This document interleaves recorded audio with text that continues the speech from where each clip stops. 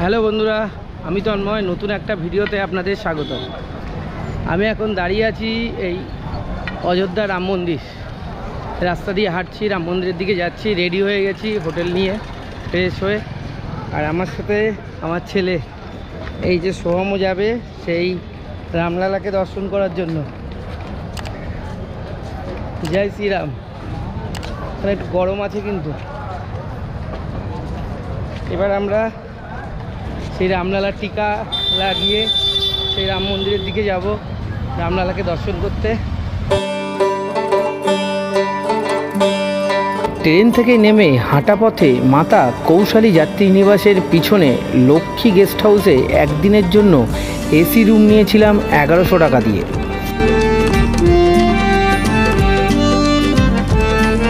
আমি থাকছি হলো এই লক্ষ্মী পেইং গেস্ট, এই গেস্ট হাউসে।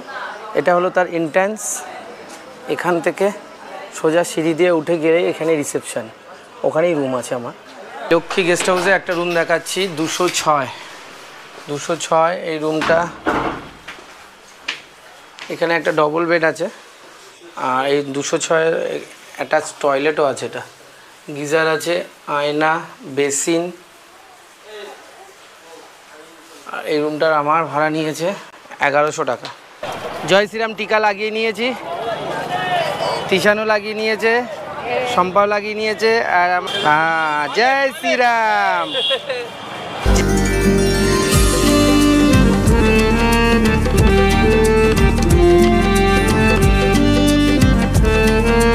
হিন্দু বিশ্বাস অনুযায়ী অযোধ্যা হলো রামের জন্মস্থান।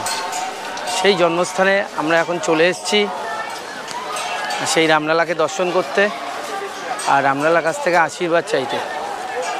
2024 সালের 22শে জানুয়ারি নরেন্দ্র মোদী এই রাম মন্দিরের প্রথম পর্যায়ের যে উদ্বোধন ওটা হয়ে গেছে।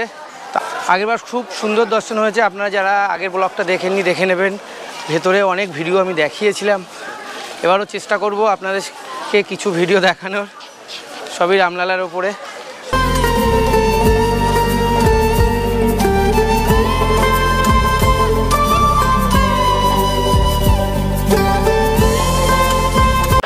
প্রচুর ভক্তগণ এখানে আছে রামলালাকে দর্শন করার জন্য। জয় শ্রীরাম।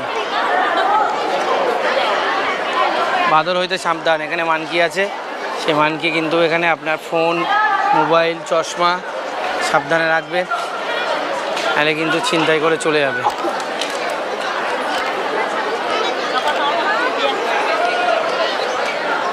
প্রচুর লোক এখানে এসছে সেই রাম মন্দিরে দর্শন করতে।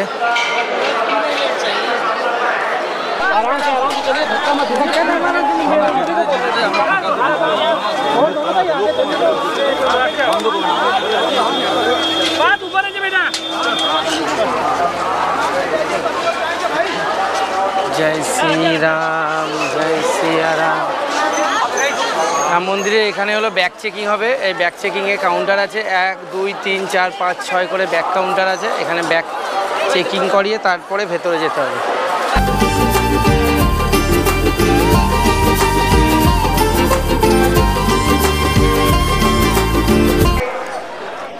রাম মন্দিরে এখান থেকে ব্যাগ স্ক্যান করে সোজা গিয়ে এই দিকে হলো জুতো রাখার কাউন্টার, আর উল্টো দিকে হলো ব্যাগ, মোবাইল সব এখানে জমা হবে। তারপর আপনি আবার এইভাবে এসে এখান থেকে রাম মন্দিরের দিকে যেতে হবে। গিয়ে আবার রাম মন্দির দর্শন করে আবার আপনি এখানে লকারে এই দিক দিয়ে আপনি ব্যাগ জমা করলেন, উল্টো দিক দিয়ে আপনি লকার থেকে মাল নিয়ে আবার এইভাবে বাইরে আপনাকে এক্সিট হতে হবে। জয় শ্রীরাম, জয় শ্রীরাম, জয় শ্রীরাম বলেগা। শোনা এই যে রাম মন্দির দর্শন করেছে, দর্শন করে এই যে রাম মন্দির দর্শন করে আমরা এখন জাস্ট রাম মন্দির দর্শন করে বাইরে আসলাম। রামলালাকে একদম কাছে থেকে দর্শন করেছি, খুব ভালো দর্শন হয়েছে। তো আপনারাও চলে আসুন এই রাম মন্দির অযোধ্যাতে আর রামলালাকে দর্শন করুন। জয় শ্রীরাম। মন্দিরের মধ্যে কোনো রকমের ফুল, প্রসাদ কিছুই যাবে না। আপনি খালি হাতেই মন্দিরের মধ্যে ঢুকে সেই রামলালাকে দর্শন করবেন। আর একদম যখন এক্সিট দিয়ে বেরোবেন ওখানে আপনাকে প্রসাদ দিয়ে দেবে। প্রসাদ তোর কাছে আছে? এই প্রসাদ আমি দেখাচ্ছি, তিশান পেয়েছে। এই যে শুকনো প্রসাদ আপনি পেয়ে যাবেন, সেই শুকনো প্রসাদ বাড়ির জন্য আপনি নিয়ে যেতে পারেন। এর মধ্যে নকুলদানা আছে। এটাই হলো সেই রাম লালার প্রসাদ। জয় শ্রীরাম। नमस्कार, मेरा नाम विकास यादव है। ये मैं अयोध्या से बिलोंग करता हूँ। ये अमावा मंदिर में, राम मंदिर के जस्ट बगल में है ये, और यहाँ पे फ्री में भोजन आपको खिलाया जाएगा। 2 टाइम में ना, 1 टाइम में? दोनों टाइम। शाम के टाइम 7 से 9। 7 से 9। 7 से 9 जी। बहुत टेस्टी होता है। टेस्टी भोजन है यहाँ का। एकदम एकदम। हम पहले जब आया था हम भी खाया था। 5 star hotel. 5 star hotel. Absolutely. तो आप लोग जब जिसी ने राम मंदिर में आया उसके लिए क्या वार्ता देना चाहते हैं? हम इससे यही बताना चाहते हैं कि वो आए यहाँ पे भगवान प्रभु राम श्री का दर्शन करें और इस हमारा राम मंदिर में आके दर्शन प्रसाद वितरण करें। जय श्री राम। जय Shri Ram. Free of cost. দুপুরবেলা এরকম একটা কুপন নিয়ে এখান থেকে কুপন নিয়ে নাম, আধার নাম্বার লিখে আপনি একটা এখানে কুপন সংগ্রহ করে করতে পারেন। এই যে এখানে এরকমভাবে আমাদের কাছে কুপন দিয়ে দিয়েছি, কুপন নিয়ে নিয়েছি। এবার আমরা এখানে সেই রাম লালার সেই ভোগ গ্রহণ করব। আপনারা যখন রাম মন্দিরে আসবেন আপনারাও কিন্তু দুপুরবেলা এই ভোগ খেতে পারেন। শ্রী মাবা রাম মন্দির, রম্ভা রাম মন্দিরের মধ্যে প্রবেশ করছি।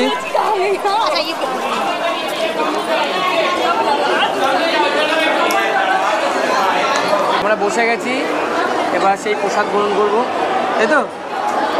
আর ওই যে সম্পাদ টিচার ওইদিকে বসেছে, কুন্তলদা এদিকে থালা দেওয়া হচ্ছে, আর এদিকে গ্লাস,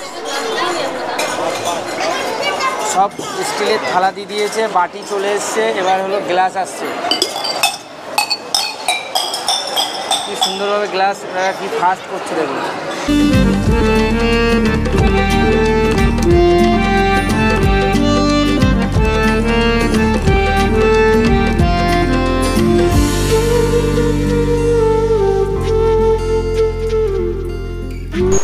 ভালো খাওয়া দাওয়া হলো, সুন্দর, মন পুষিয়ে গেল খাওয়া দাওয়া করে। এবার রুমে গিয়ে একটু রেস্ট নিয়ে সূর্যের তাপ কমে গেলে 5টার সময় একটা টোটো করে গেলাম হনুমানগড়ি মন্দির। মা কৌশলী যাত্রী নিবাসের সামনে থেকে একটা টোটো করে নিয়েছি, আমি যাচ্ছি হনুমানগড়ি মন্দির দেখতে। হনুমানগড়ি দর্শন করব। এটা হলো সেই হনুমানগড়ি মন্দির। এখানে আসার জন্য আপনি টোটো পেয়ে যাবেন। টোটো মাত্র আপনি যেখান থেকে আসেন 20 টাকার মধ্যে আপনি চলে আসতে পারবেন এই হনুমানগড়ি মন্দিরের সামনে, মানে একদম সামনে টোটো আসে না, টোটো যেখান থেকে ছেড়ে দেবে জাস্ট 100 মিটারের মধ্যে আপনি এই হনুমানগড়ি মন্দির পেয়ে যাবেন। হনুমানগড়ি মন্দিরের মধ্যে কোনো রকম ব্যাগ যাবে না, সেই ব্যাগ জুতো পরে মন্দিরের মধ্যে প্রবেশ করা নিষেধ। এর জন্য আপনাকে মন্দিরের সামনের দোকানে ব্যাগ আর জুতো রেখে তারপর আপনাকে সেই হনুমানগড়ি মন্দিরে প্রবেশ করতে হবে। তা আমিও এবার যাব, কোনো দোকান থেকে প্রসাদ নেব আর আমার ব্যাগ জুতো রেখে দেবো। এটা হলো হনুমান মন্দিরের একদম সামনে, এটাই হলো এন্ট্রান্স। এখান থেকে সবাই মন্দিরের মধ্যে প্রবেশ করছে। আমি এখন চলে এসেছি সেই হনুমানগড়ি মন্দিরের একদম মধ্যে। এই সেই হনুমানগড়ি মন্দির, আর এখানেই সেই হনুমানজি এখানে বিরাজমান। এখানে হনুমানজি থাকেন, সেটা আপনাদেরকে এখনই দর্শন করাবো। এই হনুমানগড়ি মন্দিরটি বিক্রমাদিত্য নির্মাণ করেছিলেন। মনে করা হয় এখানে পবনপুত্র হনুমানজি প্রহরী হিসাবে অবস্থান করেন।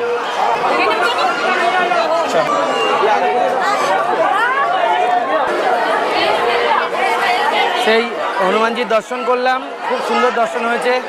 জয় শ্রীরাম। এটা হলো হনুমানগড়ি মন্দির, আর এখান থেকেই সোজা চলে যাচ্ছে ওই হলো দশরথ মহল আর কনক ভবন। দশরথ মহল আর কনক ভবন ঠিক সামনেই আছে। হনুমানগড়ি দর্শন করে আমরা এখন যাব কনক ভবন আর দশরথ মহল দর্শন করতে। তার সেই রাস্তাতেই পড়বে এখানে এই সেলফি জোন। সেই রামচন্দ্রের কপালের টিকার একটা সেলফি জোন এখানে করা হয়েছে। আপনারা এখানে এসে সেলফি অবশ্যই তুলে যাবেন। আর মহল, সেই দশরথ মহলের মধ্যে আমি এখন ঢুকছি।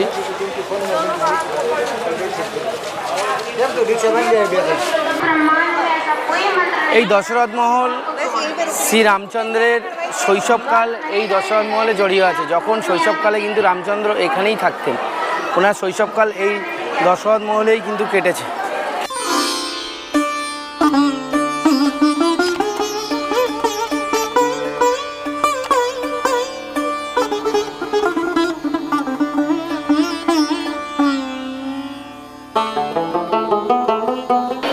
এই দশরথ মহল শুধুমাত্র পর্যটন কেন্দ্র নয়, এটি রাম ভক্তদের কাছে একটি পবিত্র স্থান। আমরা এখন চলে এসেছি সেই কনক ভবন। এখন আমি কনক ভবনের মধ্যে যাব। কনক ভবন অত্যন্ত সুন্দর ও জটিল কারুকার্য দিয়ে নির্মিত। খুব সুন্দর মন্দিরটি।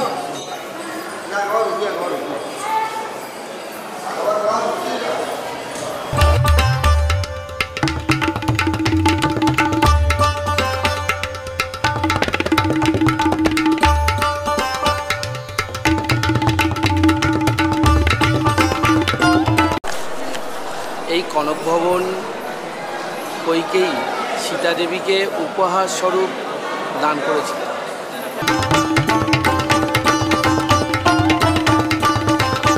আমরা এখন চলে এসেছি সেই রামকৃপারি ঘাট। আর এই রামকৃপারি ঘাটে এই সেই সূর্যায় নদী, সেই নদীর জল শম্পা এখন টাচ করছে, মাথায় দিচ্ছে। আমাদের একটু মাথায় দিয়ে দেবে, আমরা একটু সেই জল মাথায় নিয়ে নিচ্ছি। জয় শ্রীরাম, জয় শ্রীরাম, জয় শ্রীরাম।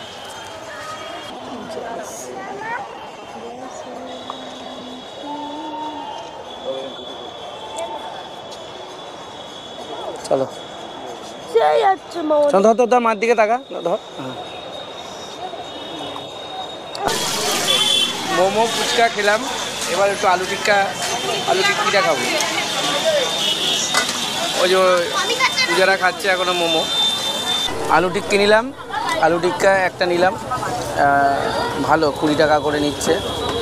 আমি এখন চলে এসেছি এই রাম মন্দিরের একটা ফেমাস জায়গা, সেটা হলো এই লতা মঙ্গেশকর চক। সেই লতা মঙ্গেশকর চকের সামনে আমি এখন চলে এসেছি। এই লতা মঙ্গেশকর চকের এখানে এই যে বিনা, এখানে সবাই ফটো তোলাতে ব্যস্ত। আপনিও যখন আসবেন অবশ্যই এই লতা মঙ্গেশকর চকের সামনে ফটো তুলবেন।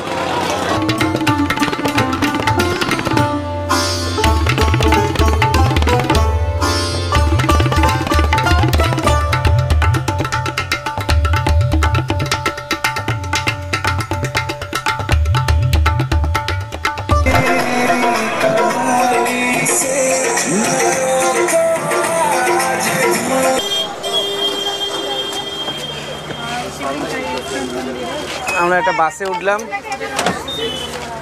লতা মঙ্গেশকর চক থেকে। আমরা এই বিড়লা ধর্মশালা পর্যন্ত যাব। এখান থেকে বিড়লা ধর্মশালা 10 টাকা।